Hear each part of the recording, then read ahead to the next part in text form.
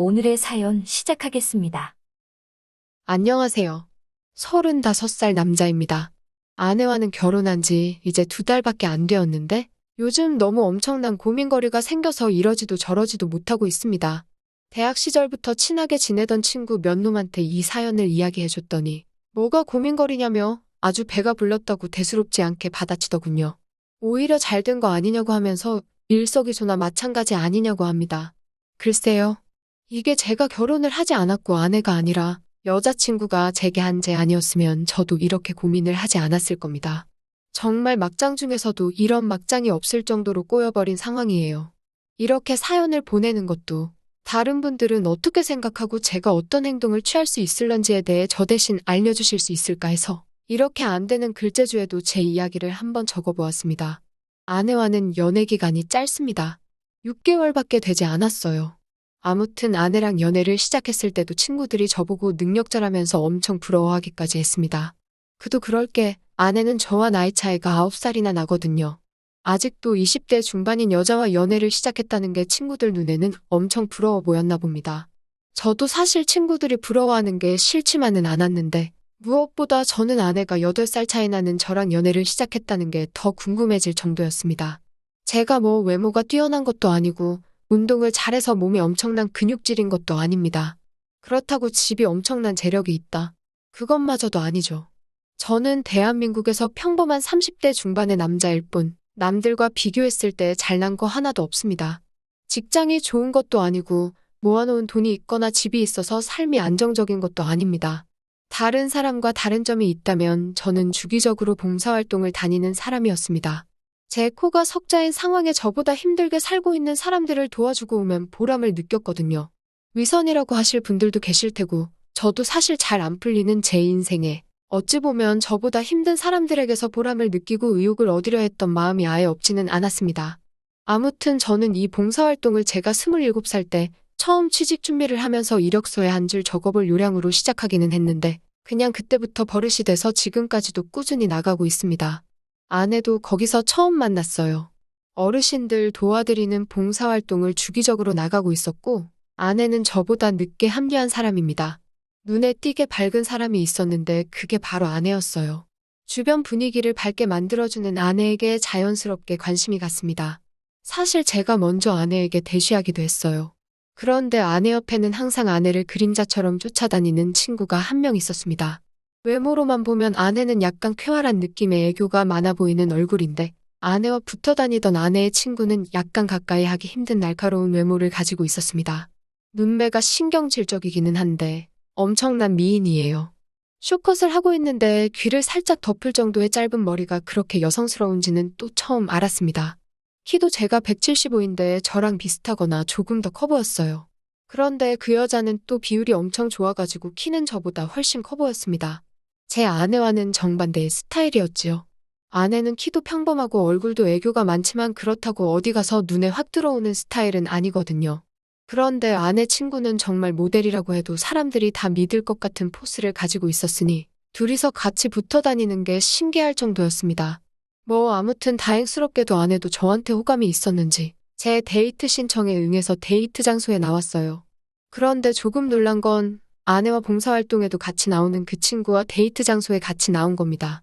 사실 조금 의아한 상황이죠. 처음엔 저도 오해를 했어요. 아내가 내가 마음에 안 드는데 거절하기는 조금 불편해서 친구까지 데리고 나오는 새로운 거절 방법을 쓴 거라고 생각했죠. 그런데 데이트하는 내내 친구는 말 한마디도 없이 있는 둥 없는 둥 있었고 아내와 저는 데이트하듯이 좋은 시간을 보낼 수가 있었습니다. 말씀드렸다시피 아내의 친구가 엄청난 미인이잖아요. 무뚝뚝하긴 하지만 그건 나름대로 매력이 있어서 그런지 데이트를 하고 있는데 혼자 근처에서 돌아다니던 아내 친구에게 길거리를 돌아다니는 남자들이 거의 5분에 한 번꼴로 연락처를 물어볼 정도였습니다. 아무튼 그때는 아내와 데이트는 재밌게 했지만 역시 아내의 친구의 존재가 제 마음을 엄청 불편하게 만들었어요. 그래서 애프터는 당연히 없을 거라고 생각했고 그냥 제가 제 인생에 언제 이런 미녀 2명을 끼고 또 같이 시간을 보내보겠냐 하고 그걸로 대리만족하기로 했지요. 아내를 집에 바래다 주면서 그날 두 사람이 같은 집에서 살고 있다는 사실을 알게 되었습니다. 그리고 의외로 아내는 모든 걸 포기하고 돌아가는 저를 불러세워서는 오늘 저 때문에 즐거웠다고 하면서 다음에는 자기가 소개했다고 애프터 신청을 해주는 겁니다. 저는 뛸 듯이 기뻤죠. 애프터 신청을 받고 나간 자리에서 이번에도 여지없이 아내 혼자가 아니라 친구까지 같이 데리고 왔다는 사실에는 놀라고 말았지만, 그리고 두 사람이 봉사활동은 물론이고 데이트 장소까지 같이 붙어 다니는 이유가 궁금해지기도 했지만, 당장은 아내와 연애를 하는 그 알콩달콩한 시간이 너무 좋았을 따름입니다. 연애 기간이 3개월쯤 되었을 때였어요. 아내한테 궁금해지기 시작했던 게, 정말 어디를 가든 아내가 가는 곳에는 바늘과 실이 붙어 다니듯이 그녀가 같이 있는 게 너무나도 궁금해져서 참을 수가 없었습니다. 그래서 아내한테 며칠을 고민하다가 두 사람이 항상 같이 다니는 데에는 이유가 있냐고 물어봤어요. 아내는 그때 처음 두 사람이 같이 다니는 이유를 말해주더라고요. 아내의 이야기를 들으니 두 사람은 부모가 없이 시설에 맡겨져 자란 사람이고, 둘이서는 거의 자매와도 같은 사이라고 합니다. 시설에 머물면서 같은 나이였던 둘이서 서로 의지를 많이 했다고 하네요. 그리고 성인이 되면서 시설을 나오게 되면서 시설에서 받은 얼마 되지도 않은 정착지원보조금을 가지고 두 사람은 같이 살기 시작했다고 합니다.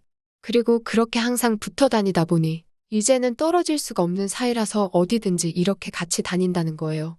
자기는 그나마 밝게 사는 법을 배웠지만 아내의 친구는 시설에서부터 항상 사람들을 믿지 못하고, 그래서 저렇게 대화도 안 하고 차가운 사람이 되었다는 겁니다.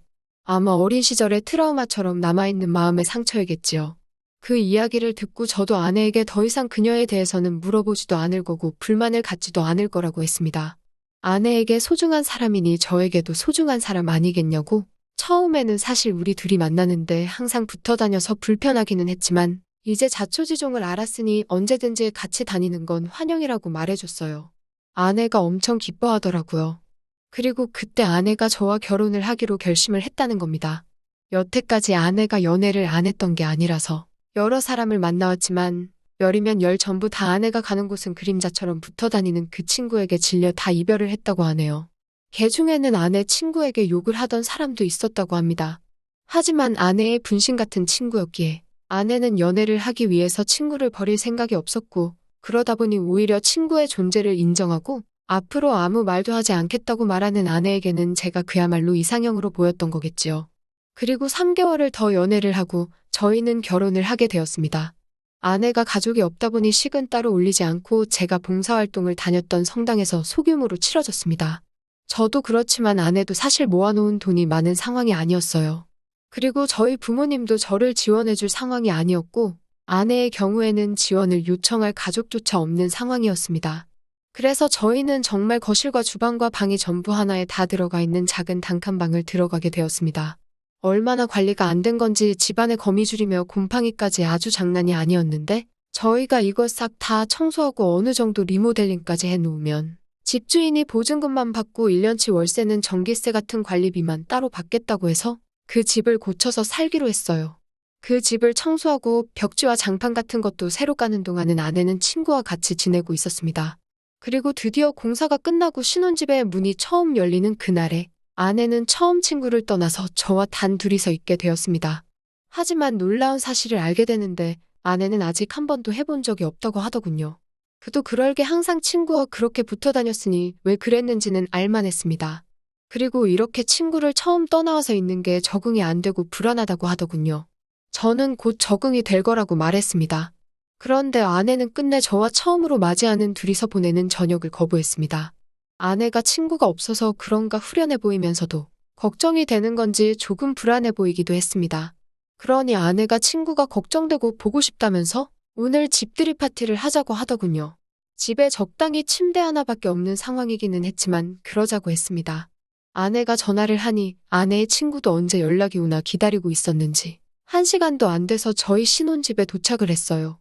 아내가 배달음식 몇 개를 시키고 술도 무진장 많이 사가지고 왔습니다. 이 자리를 너무 축하하고 싶다나요. 그래서 한참 집들이에 벌려놓은 술자리 분위기가 무르익어가고 있는 상황이었어요. 아내는 주량이 별로 안 되는데 뭐가 그렇게 신이 났는지 술을 혼자서 벌컥벌컥 마시다가 잠들어버리고 말았네요. 가벼운 아내를 번쩍 들어서 침대 위에 뉘어놓고 아내의 친구와 둘이 남게 되었습니다. 원래도 무뚝뚝한 사람인데 둘이 마주보고 앉아있으니 더할 말이 없더라고요. 예쁘기는 정말 예쁘더군요. 머리는 아직도 쇼컷인데 짝 달라붙는 청바지에 청바지만큼 달라붙는 나시티를 입고 그 위에 외투를 걸치고 있었는데 딱 봐도 옷들이 비싼 건 하나도 없어 보이는데 태가 나는 게 진짜 모델을 해도 되겠다 싶었습니다.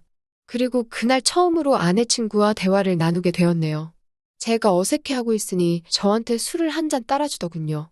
그래서 술잔을 받아서 마셨는데 아내 친구가 자기도 한 잔 따라달라고 하는 겁니다. 꿈인가 생시인가 싶었어요. 아내 친구와 대화를 나누게 되다니요. 아무튼 그렇게 술잔을 몇 번씩 돌리면서 점점 말을 트게 되었고 그녀는 제가 생각한 것보다 말하는 걸 좋아하는 사람이었습니다. 아내와 만나던 남자들을 전부 다 만나봤다고. 하지만 그 사람들을 통틀어서 형부가 제일이라고 하면서 조금 듣기 쑥스러운 칭찬도 해주는 겁니다. 아내의 친구기는 하지만 또 이렇게 한 미모를 하는 사람이 술을 따라주면서 저를 형부, 오빠 이렇게 부르고 있으니 마음이 울끈불끈 하더라고요. 그렇게 술을 얼마나 마신지 모르겠습니다. 저도 어디 가서 술로는 지지 않을 정도로 자신이 있는데 아내 친구는 정말 안색 하나 바뀌지 않고 있더군요. 술병이 비었길래 냉장고에서 새 거를 하나 꺼내오려고 자리에서 일어났는데 그녀가 자각이 가겠다며 저를 다시 자리에 앉히더라고요. 술이 멀쩡한 줄 알았던 그녀가 일어서더니 이내 비틀거리다가 제 위로 쓰러졌습니다. 갑자기 제 다리에 뒤집어 기대선 그녀와 눈이 마주치니 그녀 얼굴이 새빨개지더니 잠깐 정적이 흐르더라고요. 그런데 저도 제 얼굴이 화끈하는 게 아마 제 얼굴도 많이 빨개졌을 것 같다는 생각이 들었습니다. 아무튼 그 자세로 저희는 한참 동안 말없이 쳐다만 봤습니다. 그러고 있는데 그녀가 제 손을 잡아 끌더니 그녀의 위로 올리는 겁니다. 술도 많이 취했겠다. 두 사람 다 자제력을 잃은 상황이었고 그렇게 잠깐 한눈을 팔게 되었습니다. 한참 눈앞에 별이 보일 정도로 황홀한 시간을 가지고 있었는데 침대 쪽을 보고 있는데 아내가 이불을 뒤집어 쓰기는 했는데 그 틈으로 우리가 뭘 하고 있는지 다 쳐다보고 있는 걸 발견했습니다. 저는 소름이 돋을 정도로 시겁했어요. 그래서 아내의 친구를 확 밀쳐냈습니다. 영문도 모른 채 밀려난 그녀는 깜짝 놀라서 저를 쳐다보더군요. 다시 아내를 봤는데 제가 잘못 본 건지 아내는 두 눈을 꼭 감고 자고 있더라고요. 이불을 뒤집어 쓰고 있는 그 모습 그대로 말입니다. 하지만 제가 잘못 봤다 하기에는 정말로 아내와 두 눈을 마주쳤습니다. 그것만큼은 거짓이 아니었어요. 한창 때 아내 친구를 밀쳐버렸으니 산통이 다 깨졌을 텐데 아내의 친구는 그런 건 신경도 쓰지 않는지 다시 제 옆으로 다가왔습니다. 그런데 저는 아내가 다 알게 되면 큰일이 나겠다는 생각이 들었어요. 왜냐하면 아내한테 제가 남편인 것도 중요하지만 아내의 친구도 아내에게는 가족 그 이상의 존재인 걸 알고 있으니까요. 아내에게 동시에 모든 걸 빼앗아버릴 수 없다는 생각에 더 이상 어떻게 할 수가 없더라고요. 그래서 다가오는 아내 친구를 밀쳐내버리고 저는 오늘은 나가서 자고 오겠다고 말하고 밖으로 도망치듯 뛰쳐나가 버렸습니다. 밖에 나가니 더 현실처럼 다가오더군요. 아내와 눈을 마주쳤다는 생각 때문에 밖에 나와서도 마음이 편치 않았습니다. 술 기운 때문에 머리는 빙빙 돌지 마음은 무겁지. 그래서 밤거리를 방황하며 다음날 아침이 될 때까지 바깥을 배회하기만 했습니다. 집에 돌아가니 전날에 무슨 일이 있었냐는 듯 방 안은 깨끗하게 정리가 되어 있었습니다. 아내는 저를 불러 세우더군요.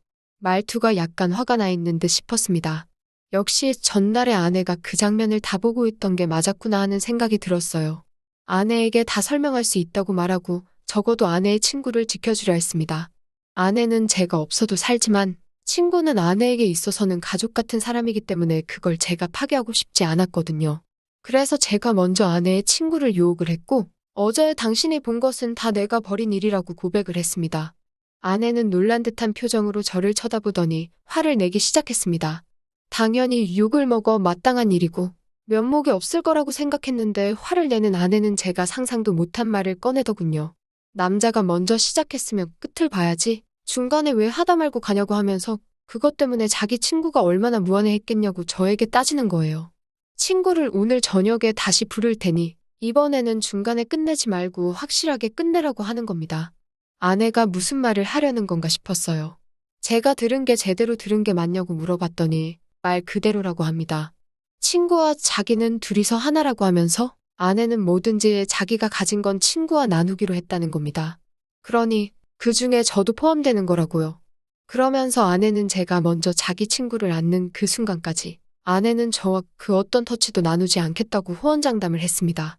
그리고 아내가 말한 대로 그날 저녁이 돼서 아내의 친구가 다시 집에 찾아왔고 이번에는 아내가 모든 상황을 털어놓은 마당인지라 아내도 더 이상 자는 척을 하지 않았습니다. 그렇습니다. 법적으로는 안 되지만 졸지에 저는 동시에 아내가 2명이나 생겨버리고 만 것이에요. 한술 더 떠서 그날 이후로 아내의 친구는 짐을 싸가지고 와서 단칸방 살이하는 저희 집으로 들어왔습니다. 비좁은 침대에서 셋이 낑겨서 자려니까 불편해 죽겠습니다. 저는 솔직히 결혼 생활을 이어온 지 이제 2달이 되는 지금도 아직도 이게 무슨 상황인지 싶고 이게 맞는 건가 싶습니다.